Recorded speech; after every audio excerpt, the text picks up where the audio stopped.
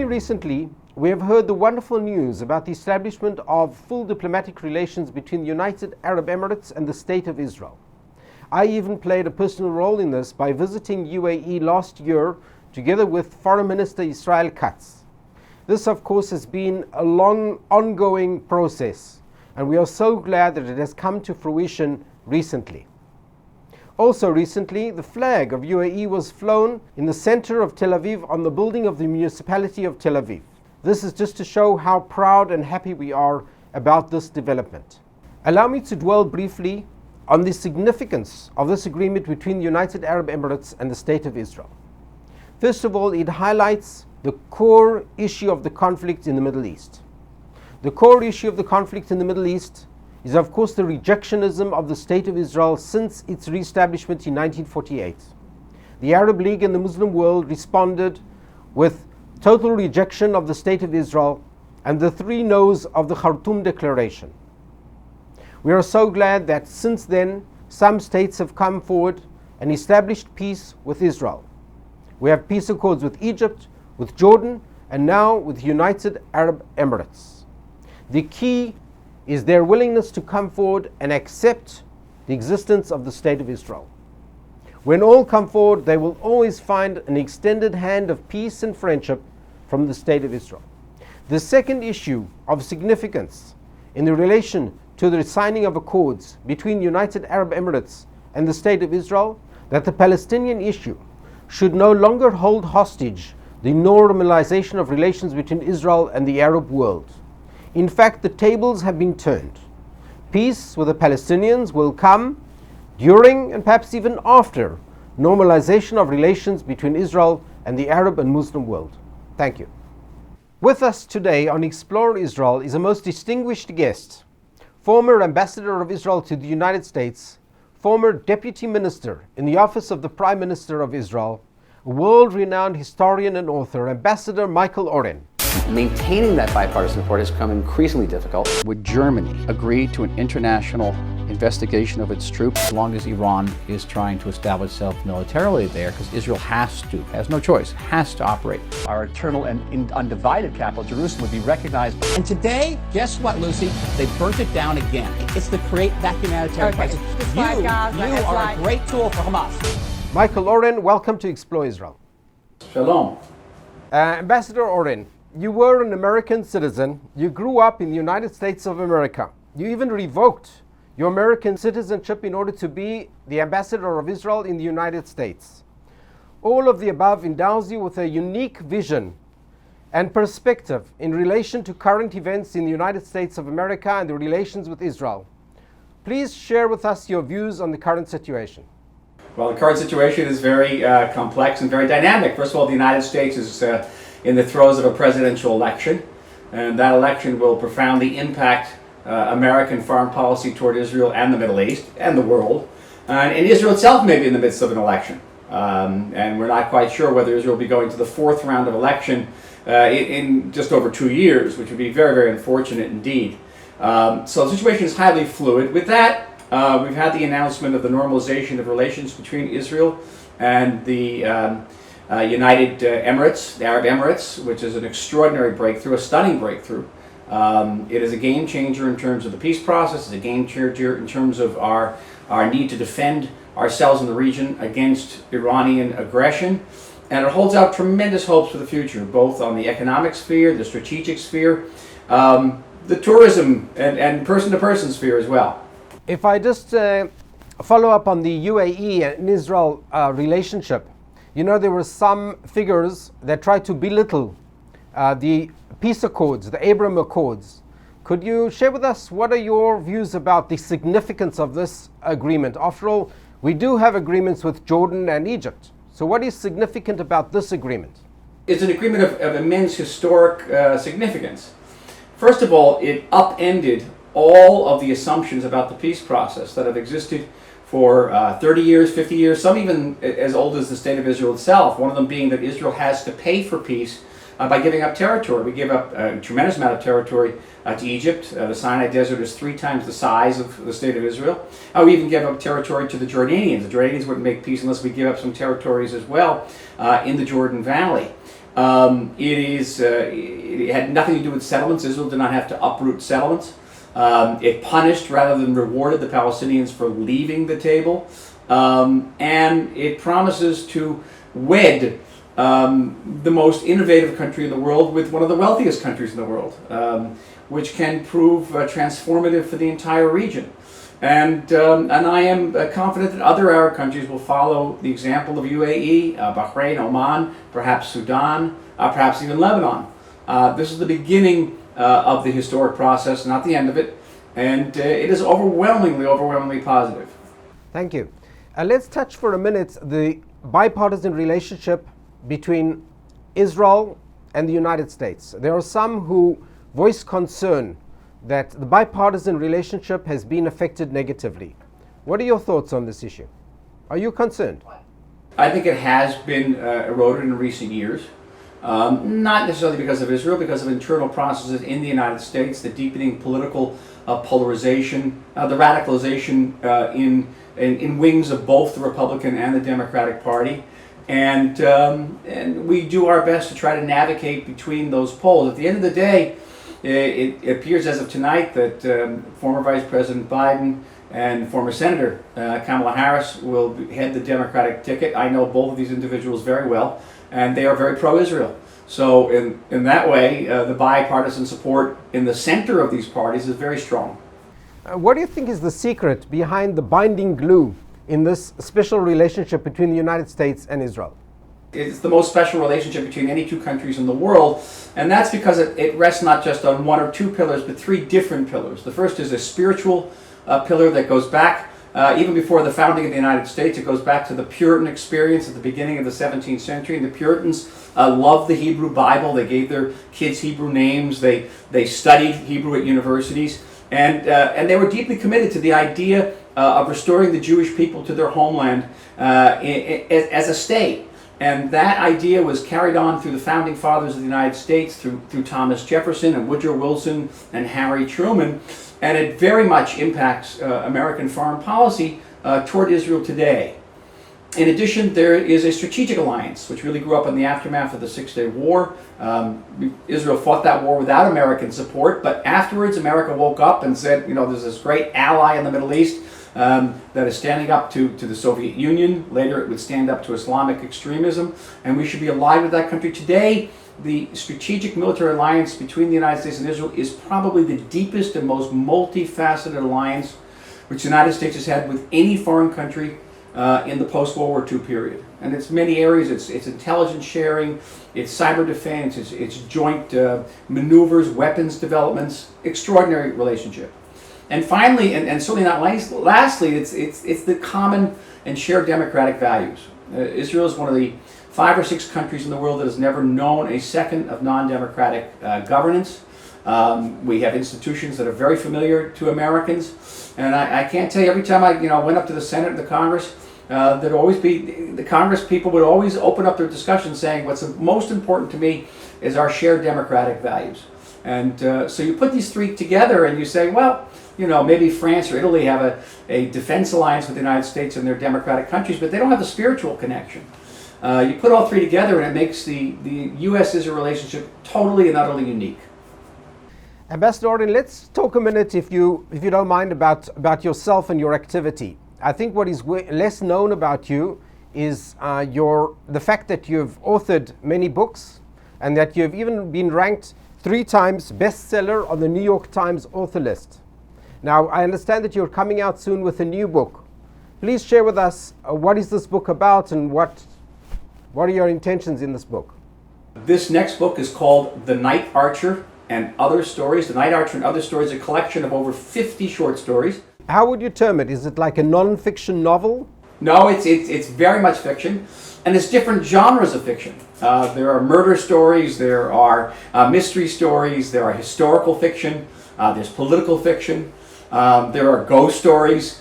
Again, I think you'll be very much entertained by it. The short stories are quite short for the most part, and you could read 1 or 2 a day, but it will keep you, I think, for the most part, on the edge of your seat. I'm really thrilled about this book. It's being published by a new Jewish press. It's called Wicked Sun.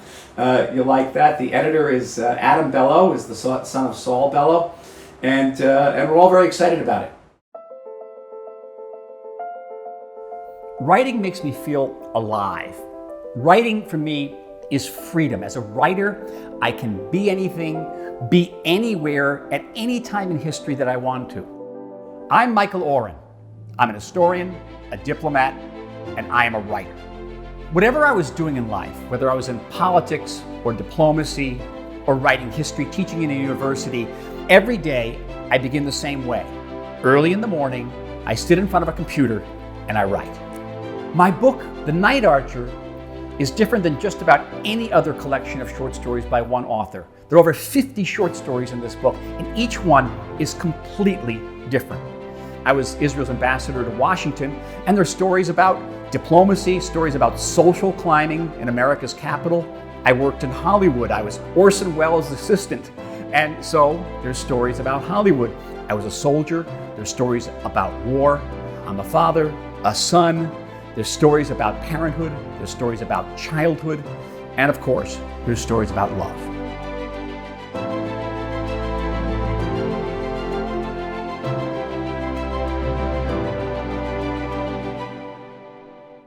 The Night Archer is a journey to passion, to mystery, to spirituality, and to love. Join me on this journey. I promise you, it will be an adventure.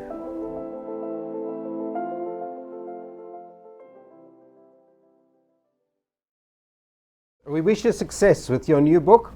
And before we conclude, is there any message you would like to share with our viewers? The platform is yours.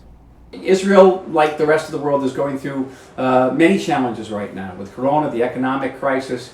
And one thing you learn both as a writer and as an historian and as a statesman is to look at the long view of history and keep in mind that with everything we're going through, we still have this state. It is an extraordinary state. We've just made peace with a very crucial Arab country, and is the beginning of a whole new era in our history. And you learn that even in the sometimes very dark shadows, you can see the light. And there's a tremendous amount of light shining on this country right now. As soon as you can get out a plane, God willing, may it be soon, come back and visit us. Ambassador Oren, thank you for joining us on our program, Explore Israel. We wish you the greatest success with your new book. Thank you to the Consul General in Los Angeles. Shalom. Dear viewers, we are soon going to see an interview with the Consul General of Greece. I'd like to add one remark. This episode was taped in late July. Since then, the Foreign Minister of Greece, Mr. Nikos Dendias, visited Israel once again for official meetings and met with the Israeli Prime Minister Netanyahu and Foreign Minister Ashkenazi. They discussed regional strategic issues along with energy and security items and economic cooperation. This is further demonstration of the deepening relations between our two countries. We are so delighted and honored to host on our program Explore Israel the Consul General of Greece in LA. Welcome. Thank you. Thank you so much for having me here. It's really an honor and a pleasure to be here with you today. It's wonderful that I'm able to address your audiences, JLTV. You told me that it's 40 million viewers, so thank you for this great, extremely wonderful honor. Thank you. Thank you for coming. It's our pleasure. Before we start our discussion, we'll show two short videos, one from Israel, one from Greece. Excellent.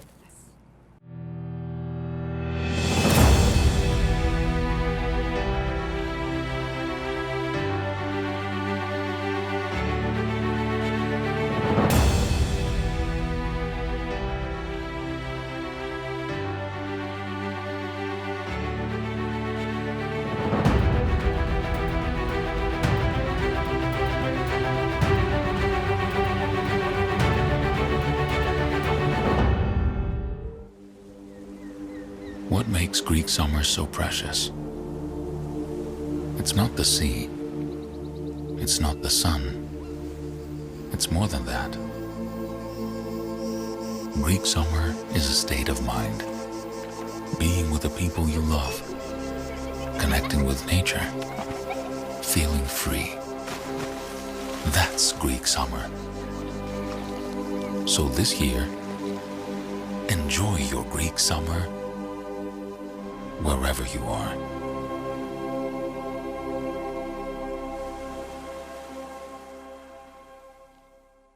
Recently, we've seen tremendous developments in the relations between Greece and Israel. Only about 3 weeks ago, your Prime Minister visited Israel with 6 cabinet ministers, and agreements were signed in energy, tourism, transportation, agriculture. How is the scene from the viewpoint of Greece? Thank you for this question, and the most important one. So, first of all, just to say that this year we mark 30 years of full diplomatic relations between Greece and Israel.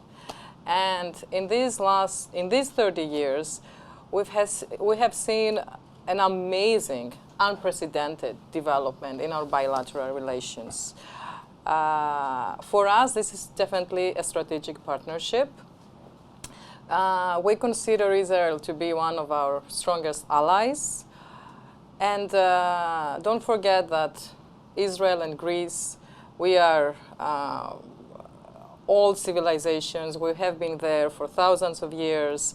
And right now, we are the only 2 true, real, stable democracies in the Eastern Mediterranean. And I think we are both pillars of stability. Mm-hmm. The fact that our Prime Minister chose to visit Israel after the outbreak of the pandemic shows how Greece sees this relationship with Israel. You were the first country that he visited, basically.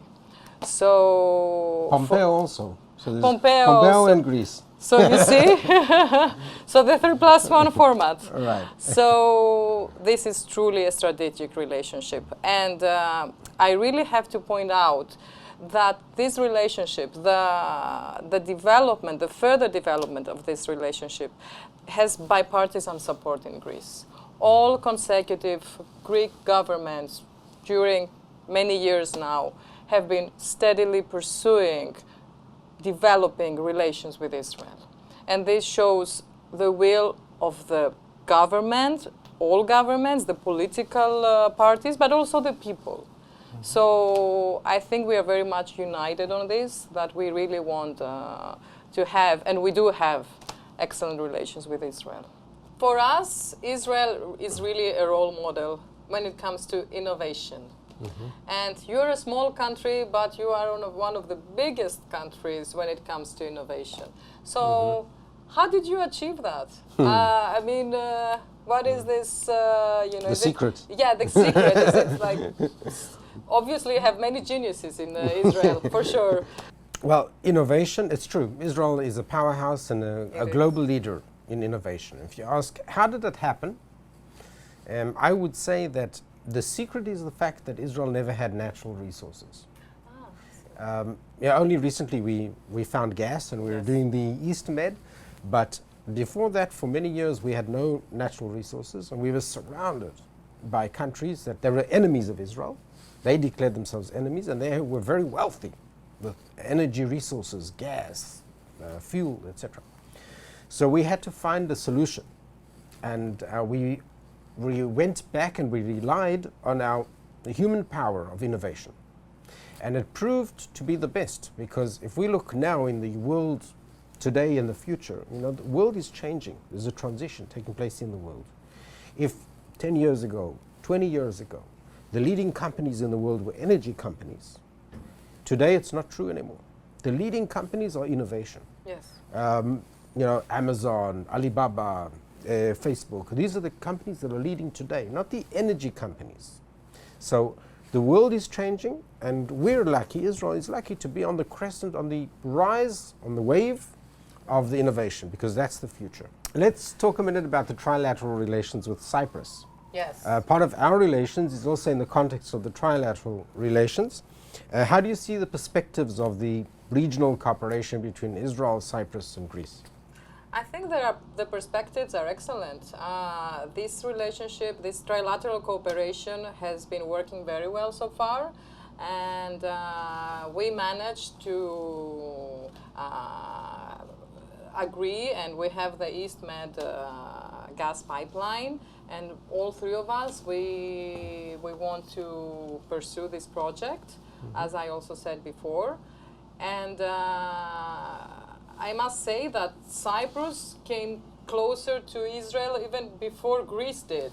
So Cyprus has been leading the way, I would say. So I strongly believe that we have a very good future when it comes to this cooperation, and I'm really happy that to see that the US is also on board.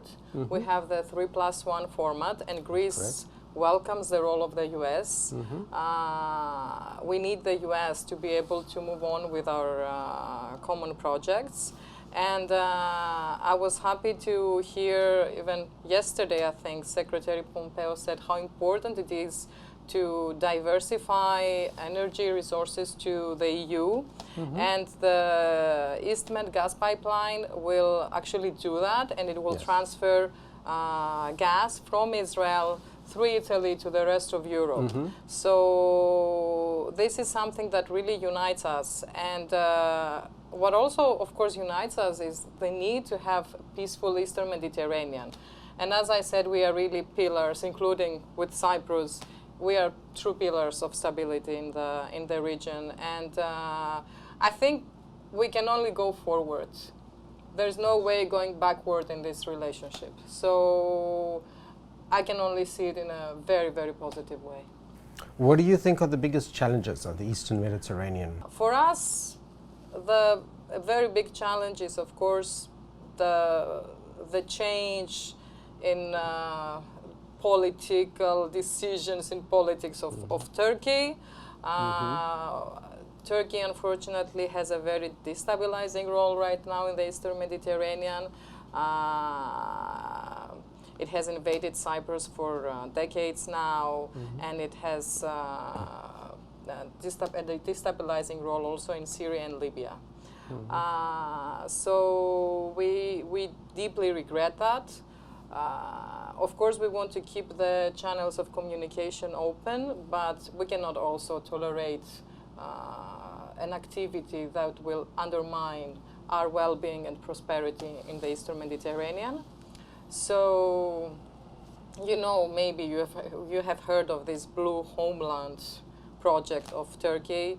And as I said, we all need to work together, but no one can bully, you know, one another. So we all have to sit together, you know, respecting international law and the law of the sea.